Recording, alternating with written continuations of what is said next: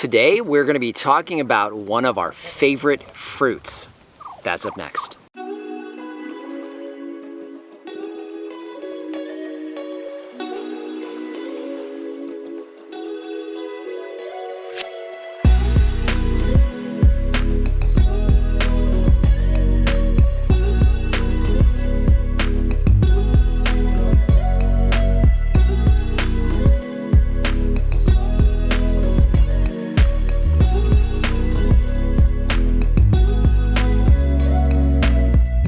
Hello everyone, this is Dwayne with Edge of Nowhere Farm, and we're coming to you here at the end of April in 2022. If you guys have been following us along, you know that we have over 170 fruit trees here on this newly establishing desert farm, and one of our favorite things to grow is mulberries. Now, we've talked about these trees before. These are our ever-bearing mulberry trees, and I'm gonna go ahead and link a video for you here where we talk a little bit about just how versatile mulberry trees are and the fact that really almost any one of us here in the United States is able to grow mulberry trees. These three trees that we have here are in front of and shading our chicken coop and run area.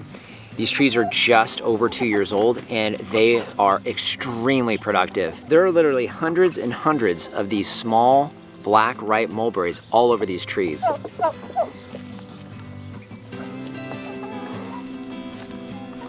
So as much as we love these ever-bearing mulberries, it's our earliest producer when it comes to mulberry trees. We have 5 other varieties of mulberry here on the farm.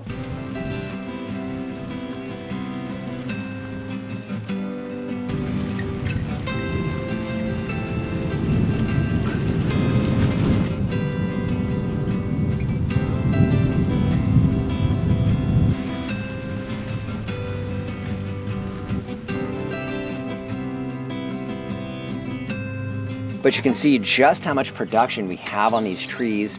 Now, we've been harvesting off of these trees for the last 2 weeks or so. And the challenge with mulberries is they don't store all that well, especially when they're fresh and fully ripe. In fact, that is the primary challenge and the reason why you won't find mulberries in the grocery stores.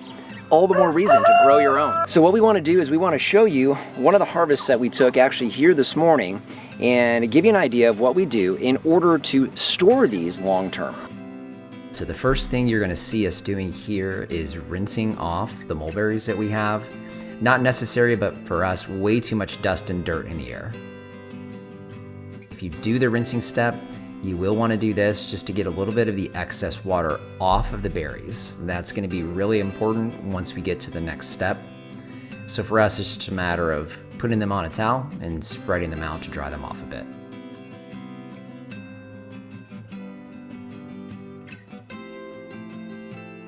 Next thing you're gonna wanna do is lay them flat on cookie sheets or something similar.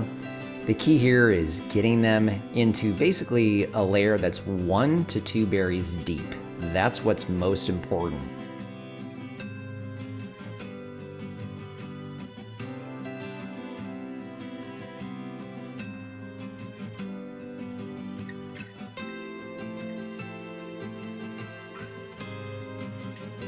Next up would be freezer space. Hopefully you have enough.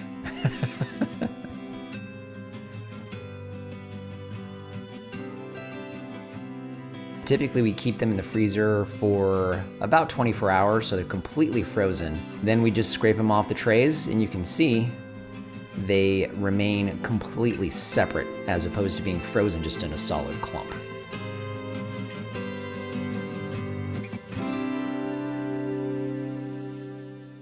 So that'll give you an idea of how simple it is in order to save your harvest from abundant mulberry production like you're seeing here. So we've been asked before what our favorite tree to grow is, and it's really hard to narrow it down to just one, but I can tell you these ever-bearing mulberry trees are very impressive. One of the reasons why I like them so much is they can really be grown anywhere, in any shape.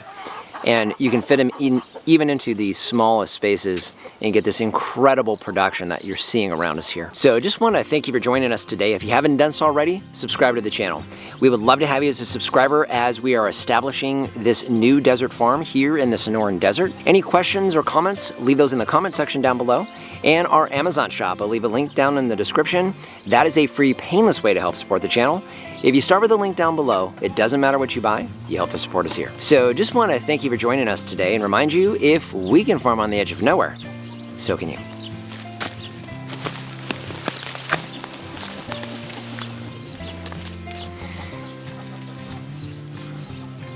Need to take a break.